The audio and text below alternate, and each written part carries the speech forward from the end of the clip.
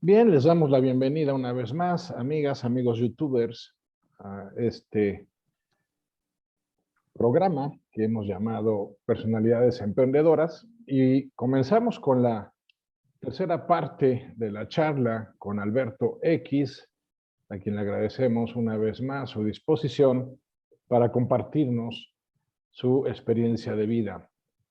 Y bueno, en la parte anterior justamente nos quedamos con un Alberto que a sus 52 años se encontraba completamente en quiebra y que estaba inclusive, sin, sin dinero para poder ir a una reunión, para pagar el taxi e ir a una reunión con un amigo que le ofrecía entrarle a un negocio.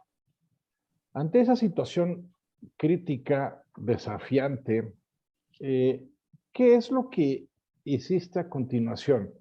Ya nos compartiste que pues no podías volver atrás, ya no estabas en condiciones de buscar un trabajo, de que no podías aspirar a un sueldo, pues ya la edad en la que te encontrabas pues ya no era adecuada para, bueno, más que la adecuada, no estaba ya cotizada en el mercado laboral, por decirlo así.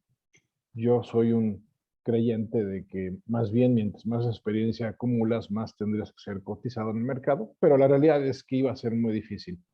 Entonces, ¿qué pasa por la mente de Alberto en esas condiciones, en esas circunstancias y qué termina haciendo para salir adelante?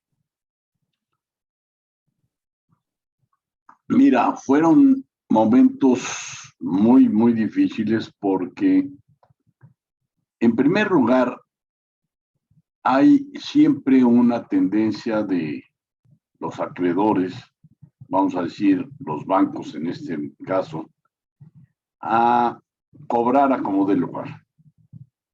Hay un dicho entre los abogados de quiebra que dicen que en la cárcel las piedras sangran,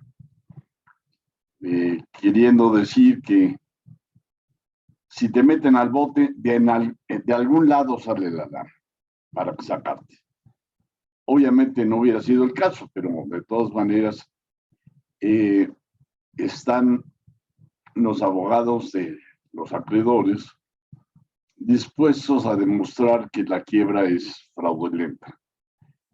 Y tú tienes que apoyar en un equipo legal para probar que la quiebra fue fortuita. Eso me llevó pues casi 18 meses, casi 20 meses, en los cuales la mayoría de mi tiempo la dedicaba yo a los abogados y a los trámites de la quiebra, sin tener la oportunidad de generar, generar un ingreso que me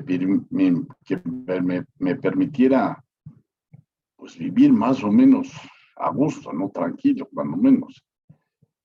En aquel entonces 2 de mis hijos vivían conmigo, estaban terminando la universidad y realmente nos costó mucho trabajo vivir esos 20 meses, 2 años, en los cuales,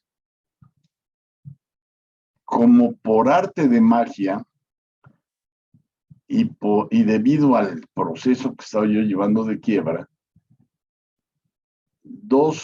un amigo y un conocido mío, me dijeron, oye, tú que tienes experiencias determinadas y específicas en el asunto de quiebra, ¿por qué no me echas una mano? Porque fíjate que yo estoy en las mismas condiciones. Fue la época en la que había una cantidad de quiebras en México brutal.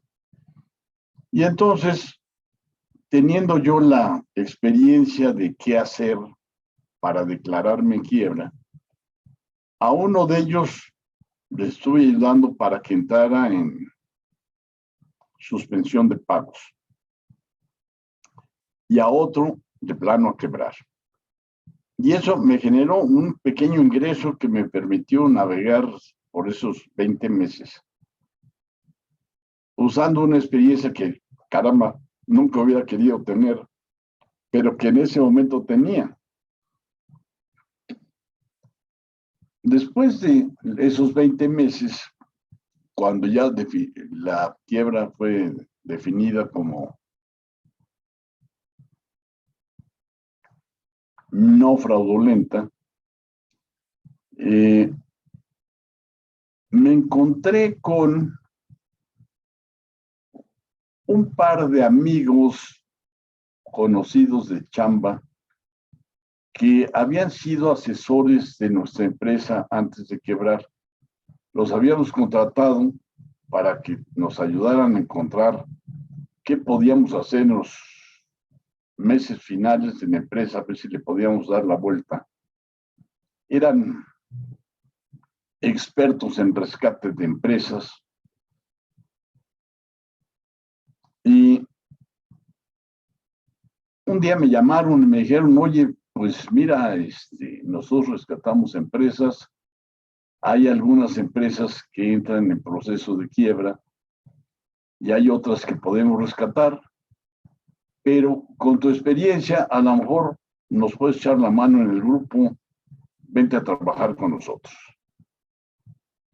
Me fui a trabajar con ellos y durante 5 años estuvimos rescatando empresas.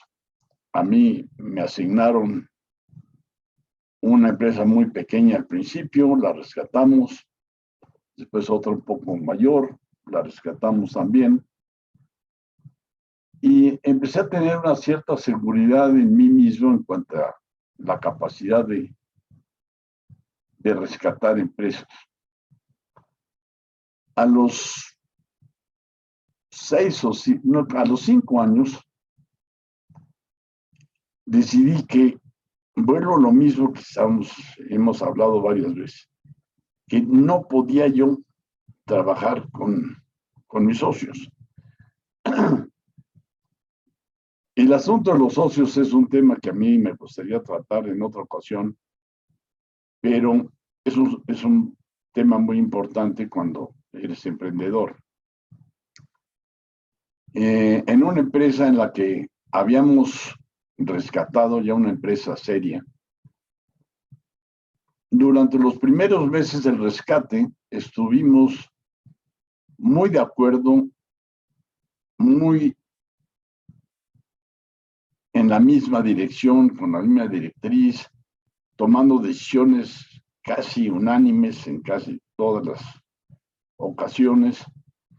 Pero una vez que la empresa estuvo rescatada y que ya éramos nosotros, debido al contrato que habíamos firmado con los dueños de una parte importante de la empresa,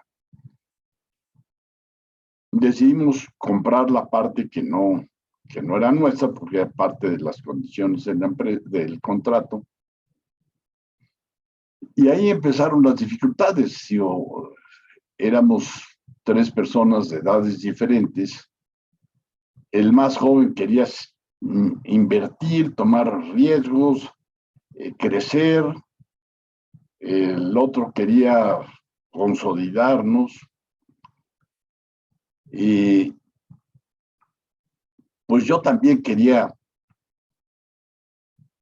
no tomar más riesgos por un tiempo. Las cosas se pusieron difíciles, nos separamos, yo me separé, me pagaron las pocas acciones que tenía yo del proyecto y empecé una empresita que era lo único que sabía hacer, vender productos químicos. Entonces, para esto es ya el año 2000. Y empecé a vender sosa y empecé a vender. Había una escasez de sosa, yo me conseguí cómo traer sosa de Estados Unidos, cobrando por adelantado en carros de ferrocarril, y empecé a generar un ingreso que me permitía más o menos salir, vamos a decir, a mano. En eso estuve como 2, 3 años, hasta que alguien que se había enterado de que yo había estado en el tema del rescate de empresas, me llamó y me dice, oye, fíjate que yo tengo una empresa que empecé hace muchos años, tuvo mucho éxito. Yo he tenido un éxito fantástico en mis negocios. He ido creciendo en otros negocios. Ya tengo negocios muy grandes. Y esa empresa está en un cajón, tirada, abandonada. Échame una mano para cerrarla. Pues mire, yo en ese momento no tenía muchas opciones y decidí que sería bueno echarle un vistazo a la empresa, la cual me llevé todos los papeles a casa, lo estuve viendo, y al cabo de un tiempo, unas 2, 3 semanas, le dije, oye, fíjate que yo creo que es una empresa que no deberías de cerrar. Yo creo que es una empresa que tiene posibilidades.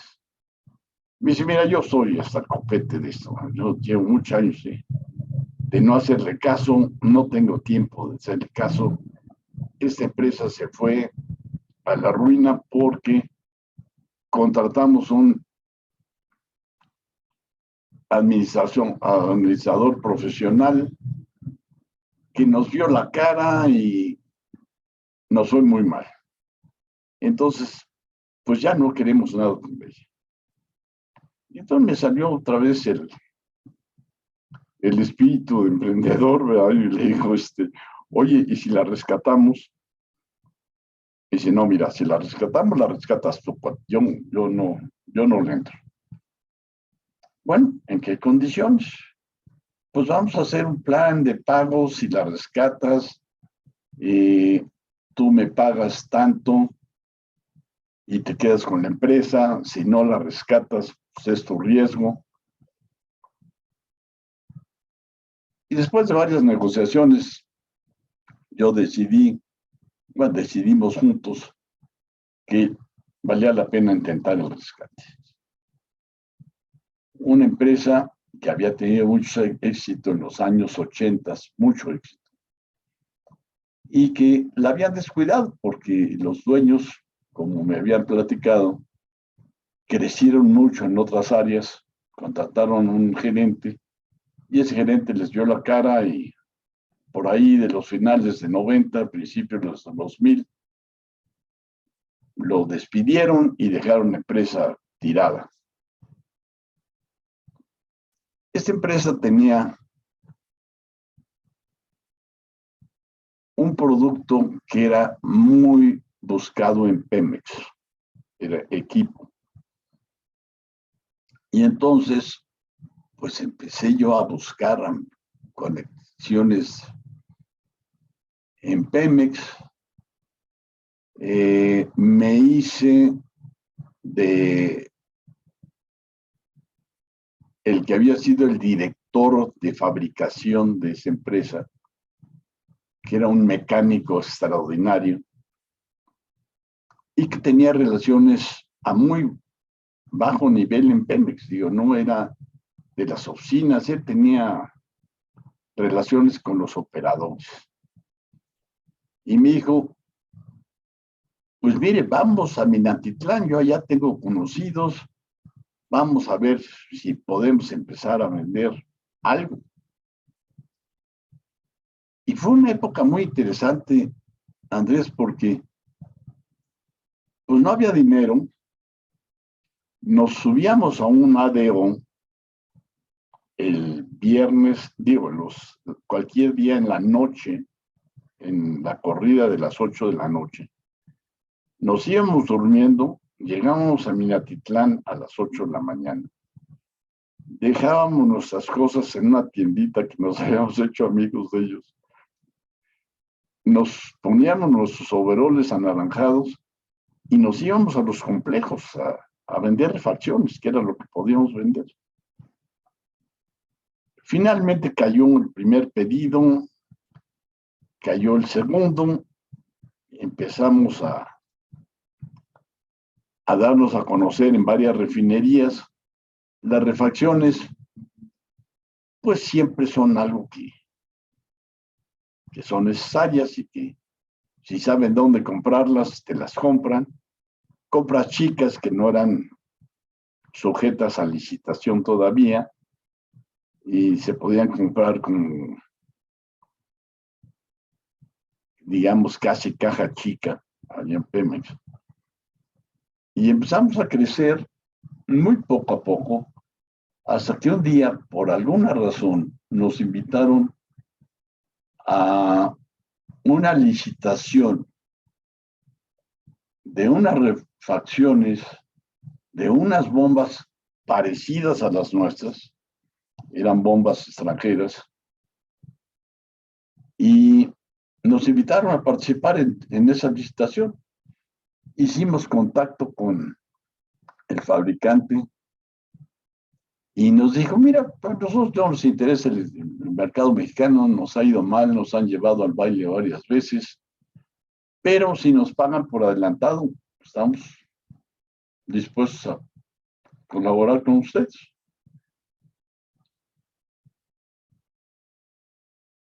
Conseguimos de alguna forma, otra vez, un crédito para, bueno, primero concursamos, ganamos la primera licitación.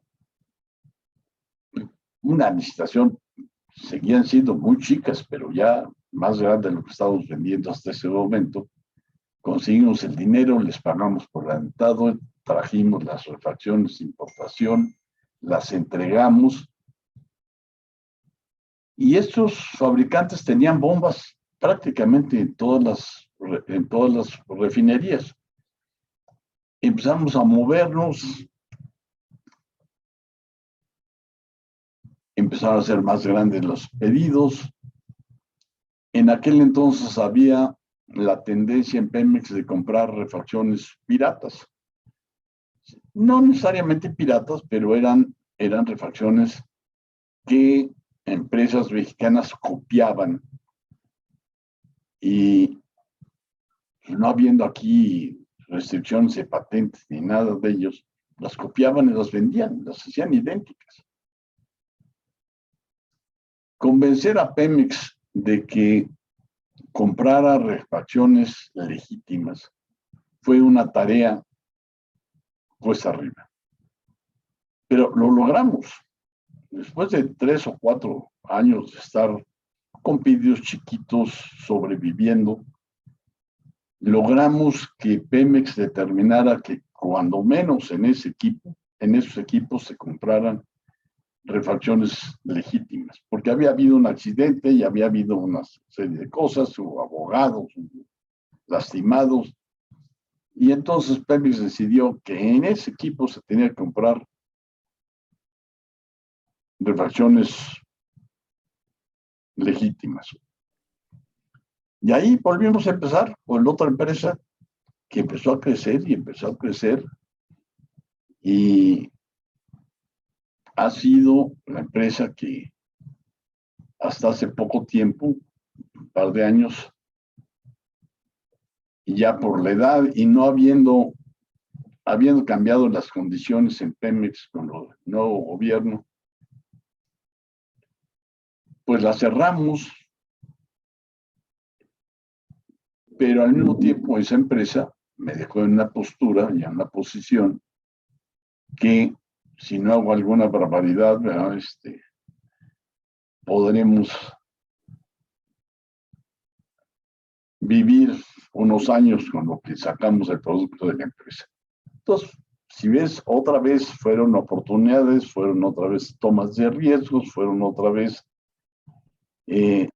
entrega total a la empresa, fueron otra vez todo lo que hemos hablado, ¿no?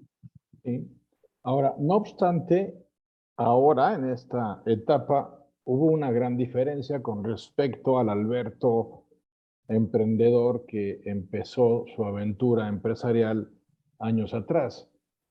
Cuando estabas tú a tus 52 años en una completa quiebra, pues necesariamente tuvo que haber una experiencia emocional muy adversa en ti, que distaba mucho de la ilusión con la que empezabas como recién egresado de ingeniería química y que ahora, pues más bien, podríamos decir, tenías que sobreponerte justamente al opuesto, a la ilusión, ¿no? Que podríamos llamar el temor de lo que pudiera venir más adelante.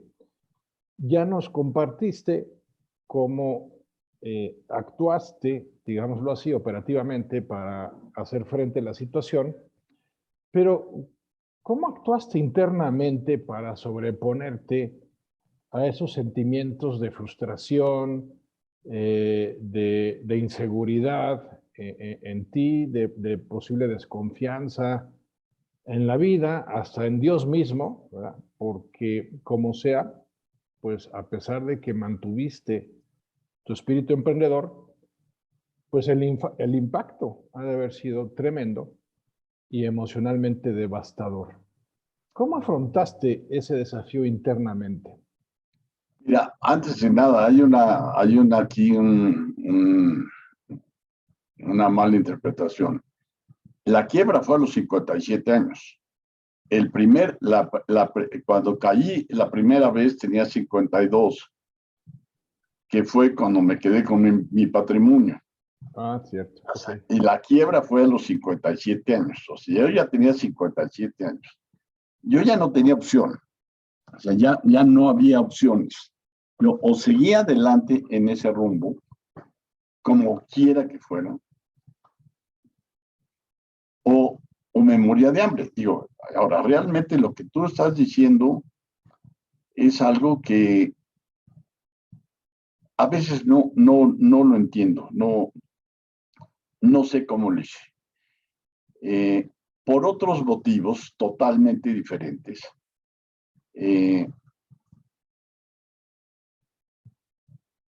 Mi familia se desintegró. No tuvo nada que ver con la quiebra. Mi esposa y yo nos divorciamos. Y pues yo fui a vivir a un departamento con uno de mis hijos que me insistió mucho que quería vivir conmigo. Y fueron tiempos muy difíciles, Andrés. En el momento de la quiebra, yo me acuerdo que la planta estaba fuera de la Ciudad de México y me iba yo en avión en las mañanas del lunes y regresaba yo las noches del viernes. Y estaba yo viviendo fuera en un hotel de 2.5 estrellas, diría yo. Y llegué yo a México el viernes con pues, la esperanza de ver a mis hijos. Y a veces llegaba yo y me dejaba una nota, oye, jefe, nos fuimos de fin de semana a tal lado, no vamos a estar. Y me quedé yo el fin de semana verdaderamente solo, abandonado, con malos pensamientos, porque casi de desesperación. Obviamente ya el proyecto me daba un sueldo. El proyecto tenía yo un sueldo, ya tenía yo o más de lana, pero me sentía yo solo, absolutamente solo en el mundo, ¿no?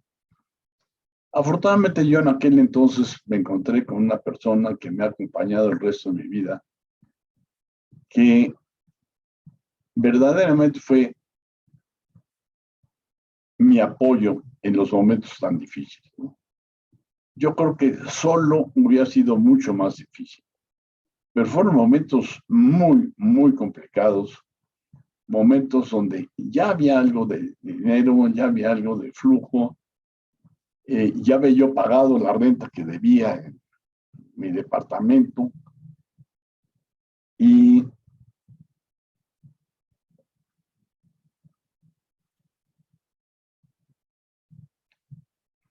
pues a base de constancia y a veces a base de insistir y a veces a base de no bajar los brazos, como hemos hablado anteriormente, estaba yo convencido de que pues, el único camino era ese y a pesar de las tristezas y las amarguras y la escasez de dinero y gracias a esta persona que me acompañó durante esos momentos, pues logré salir adelante emocionalmente. Créeme que hay veces que no entiende cómo fue, porque fueron años muy difíciles. Pero al final de cuentas, todo empezó a caminar. En unos años me hice de un departamento, un muy buen departamento aquí en la Ciudad de México. Y finalmente la vida volvió a una cierta normalidad profesionalmente. La empresa llegó a ser muy conocida en las refinerías. Hice muy buenos amigos entre los gerentes de planta y los gerentes de área en Pemex. Y tuve muchas satisfacciones profesionales y sobre todo la empresa fue un éxito. Finalmente,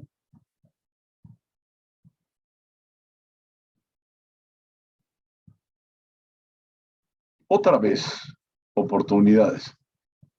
Sale un gran proyecto de Pemex, muy grande, muy, muy grande. Y es la rehabilitación de una planta.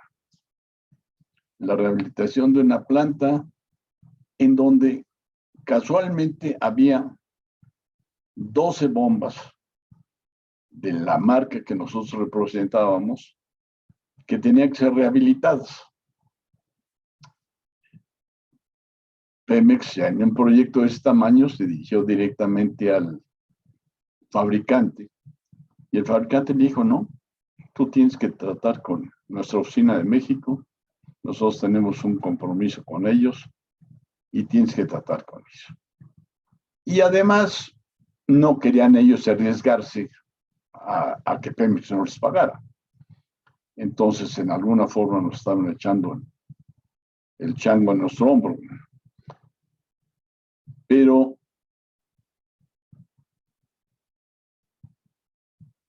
fue una asignación directa, porque era reparar esas bombas, no podía ser nadie más que nosotros. Fue un proyecto de 2 años y medio, muy grande. Y eso le dio la vuelta al juego y me dejó en una posición no sin problemas, porque llegó el cambio de gobierno, se detuvo el proyecto, nos dejaron de pagar una cantidad muy grande de dinero. Y entonces al final de la tarde, el último año y medio de la empresa fue tratar de cobrar ese dinero, porque estábamos otra vez en un riesgo de volver a quebrar, si no nos pagaban. Era una cantidad muy fuerte de dinero, nosotros debíamos mucho dinero al proveedor extranjero, y sí nos quedaba una buena cantidad en la empresa, pero no la teníamos. Entonces fueron otra vez 12 meses de una labor de cobranza que no hacíamos nada más que cobrar, ¿verdad? Estar con los contratistas, con Pemex. Llegamos a ir hasta Hacienda, porque Hacienda aprobaba el dinero para que Pemex aprobara el dinero para el proyecto, para que el proyecto pudiera pagarnos. fueron 12 meses otra vez muy difíciles y finalmente nos pagaron y en ese momento yo decidí que ya era tiempo de tomarla con un poco más de calma. Tenía yo 83 años y decidí cerrar la empresa. No había interés en nadie de tomarla. Yo creo que se requería alguien que estuviera dispuesto a tomar el riesgo. En mi familia no había nadie que estuviera interesado o que pudiera hacerlo. Y entonces tomé la decisión de cerrar la empresa. Seguimos todos los reglamentos del procedimiento y la cerramos. Y en ese momento decidí que ya era tiempo de dejar de tomar riesgos y jubilarme. Bien. Bueno, ya tendremos ocasión de platicar de esa etapa de la vida que también implica sus propios desafíos, aunque ya económicamente, afortunadamente, esté resuelta. Pero nos quedamos como aprendizaje de lo que nos compartes en esta sesión con dos que considero fundamentales para la vida de cualquier persona. Primer aprendizaje, no hay que perder la fe ni la esperanza en tiempos de tormenta, que dicho sea de paso, pues son justamente para esos tiempos que se requieren de la fe y de la esperanza, y a pesar de esos episodios de desesperación, pues finalmente la mantuviste. Y la otra es la importancia de contar siempre con alguien, ¿no? Porque efectivamente, y más o menos tu frase fue así, ¿no? Solo probablemente no hubieras podido. Y esto resalta la importancia de contar con alguien, sobre todo en momentos difíciles, lo cual pues nos va a plantear el tema de la siguiente parte, ¿no? Cómo, de acuerdo a tu experiencia,